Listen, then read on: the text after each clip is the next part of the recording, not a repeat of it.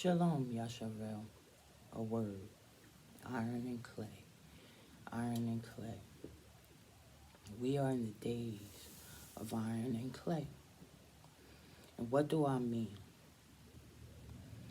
That fourth kingdom, there was a fourth kingdom in the book of Daniel, chapter 2, starting at the 40th verse.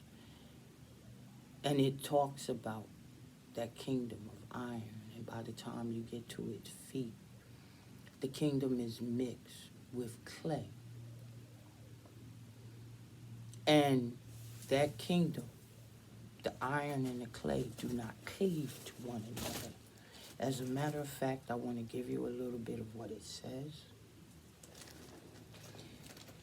Verse 42, chapter 2 of Book of Daniel. As the toes of the feet were part of iron and part of clay, so the kingdom shall be partly strong and partly broken. Partly strong, that's the iron. Partly broken, that's the clay. Who is the clay?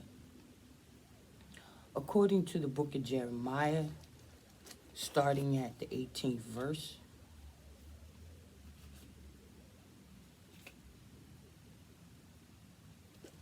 chapter 6, starting at the 18th verse, starting at the 18th chapter, 6th verse, in the book of Jeremiah, it speaks about Israel being clay, all right? And we're going to go to it so I can say it direct, okay? And we're in the book of Jeremiah, 18th verse, 18th chapter, starting at the 6th verse. O house of Israel, cannot I do with you as this potter, saith the Lord? Behold, as the clay is in the potter's hand, so are ye in my hand, O house of Israel. That's the Most High talking to Israel, calling Israel clay. Just like we're reading about the clay in the book of Daniel. Okay? What else does it say about the clay and the iron? Whereas thou sawest iron mixed with miry clay, they shall mingle themselves with the seed of men, but they shall not cleave one to another, even as iron is not mixed with clay. Whereas thou sawest iron mixed with miry clay, they shall mingle themselves with the seed of men, but they shall not cleave to one another. Why? Who is the seed of men? Who is the seed of men? We're going back in the book of Jeremiah again, chapter 31, verse 27. Behold, the days come, saith the Lord, that I will sow the house of Israel and the house of Judah with the seed of man and with the seed of beast. So, the house of Israel and the house of Judah is the seed of man. Okay, we're also going to use Genesis chapter 3, verse 15 to back it up yet again. Okay, because when we're in the book of Daniel and it's talking about that iron, that ruling kingdom, okay, they too are seed. They too are a seed, okay? But, and whereas thou sawest iron mixed with miry clay, they shall mingle themselves with the seed of men, the house of Israel, Judah. But they shall not cleave one to another, even as iron is not mixed with clay. The seed of men. We know the seed of men is the house of Israel and the house of Judah. Okay? Now, seed. Let's go to Genesis chapter 3, verse 15. I will put enmity between thee and the woman, and between thy seed and her seed. It shall bruise thy head, thou shalt bruise its heel. The seed of the demon seed, the serpent seed. Okay? Now, it also talks about, and I'm going back in chapter 2, I'm still in the book of Daniel. Okay? I'm starting at chapter 2, 33rd verse.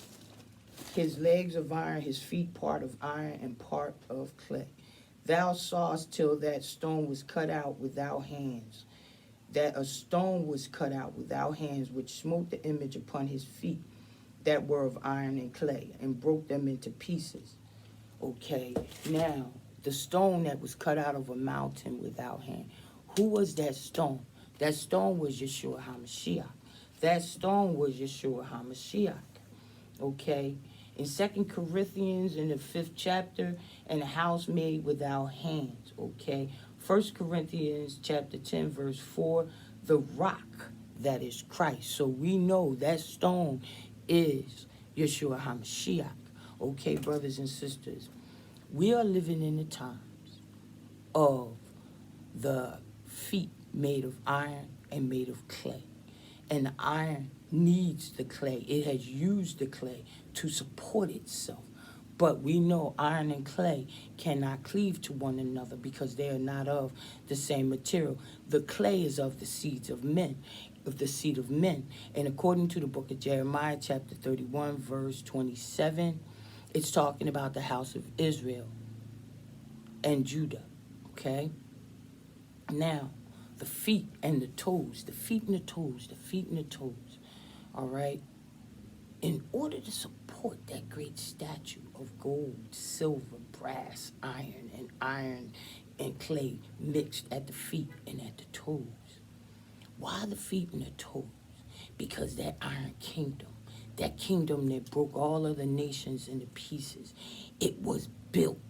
It stood on the backs of the clay. What clay? One part. Now let's read this again. And I'm at Book of Daniel, chapter 2, verse 42. And as the toes of the feet were part of iron and part of clay, so the kingdom shall be partly strong and partly broken. The iron was strong at its inception, but the clay was broken. Why would the clay have been broken? Because we went into exile, we went into captivity, we had no strength. We had no strength. We had to serve the kingdom of iron. We had to go by the kingdom of iron's rule. That's why. Okay, Israel was broken, it's in exile, it was enslaved, but that kingdom of iron built its stability, it built its surety on the feet, so to speak, of Yasharel. Yasharel was a support to it. You think not? You think not? When Yasharel was taken into slavery in this country and scattered throughout the world, but I'm just going to use the house of Judah right now. During the time of enslavement, when the other nations, the enslaving nations, were using Israel, were using Judah in America, okay, it grew rich. It grew rich off the back of its slaves, not just through rum and tobacco and indigo, but once it got to the cotton industry, 2/3 of the world's cotton, 2/3 of the world's cotton textiles were supplied by the enslaved in America. Okay, they called it white gold. So their support, their strength, their stability was built off of the clay. But the clay never clave to the iron. Those two don't belong together. So now this rock hewn out of a mountain, not by hands. Why is it not by hands? Because when you read Moshe, when God showed, when Elohim, Adonai, showed Moshe the pattern of things he was supposed to use to build the temple and all therein, he showed him a pattern of those things in the eternal realm. Well, the rock is from the eternal realm. The rock is from the eternal realm. It is not a house built by hands. It is not a rock hewn out by man's hands. Therefore, no man can control it. It comes from the everlasting one, from the Ancient of Days. And that mountain that will cover the entire world is the mountain of the Most High. It's the mountain of the Most High. Brothers and sisters, right now, the base of that statue, that iron nation, needs the clay to support it. But as that clay recognizes to whom it belongs, from whence it comes, where its strength comes from, once that rock the rock that the builders rejected. Who were the builders? The builders of iron. They rejected it. Okay, they were rapine. They were apostate. They did not give honor to the Most High God. They did not give honor to the Most High God. As a matter of fact, at this point, what they're in is a stupor. A stupor. Okay? What is a stupor? Mental numbness, showing lack of understanding. They're in amazement. Okay? For their apathy. What is their apathy? Uncaring attitude, lack of interest. In what? In God, in the Most High, in Elohim, in Adonai. Okay? And their rapine spirits. The violent seizure of someone else's property. Even Yasharel, the rapine attitude, the rapine acts. Okay? What we are seeing right now is the rock of the Most High hewn out from that mountain and is rolling down on that last kingdom. That kingdom that built its stability on the clay. Who is the clay? According to the book of Jeremiah, and it's in other places, but I'm just going to use Jeremiah, chapter 18, verse 7. It's Israel. Israel is the clay in the potter's hand. Israel is the clay. It will not cling to the iron. It will not cling, for the iron knoweth not God. But Israel is the clay in the potter's hand, the iron in the clay, the iron in the clay. But now there is a rock hewn out from a great mountain of God. All right, hewn out, and it's crushing those powers that have had Israel in subjection, that have had Israel in oppression. Okay?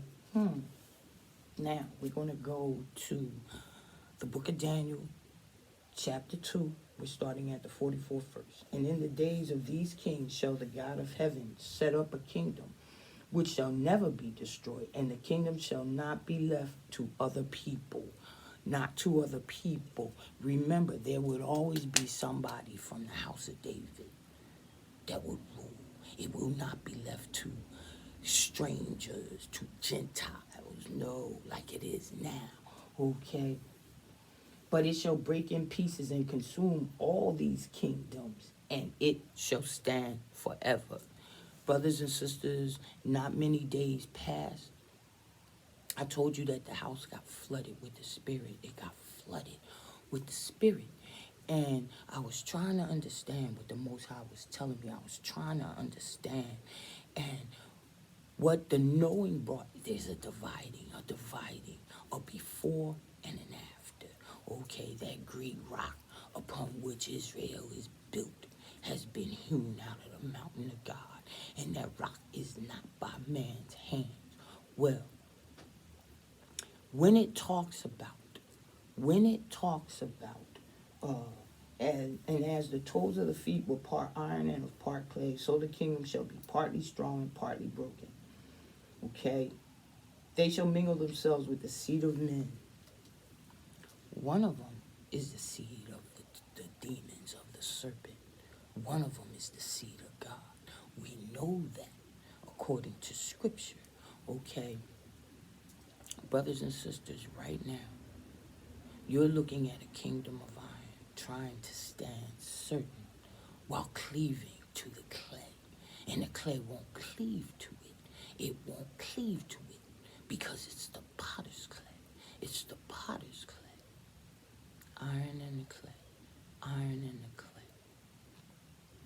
There is in a book, in the Bible, there was a king who he cut off the great toes of 70 kings. 70 kings. Why the toes? Why the feet?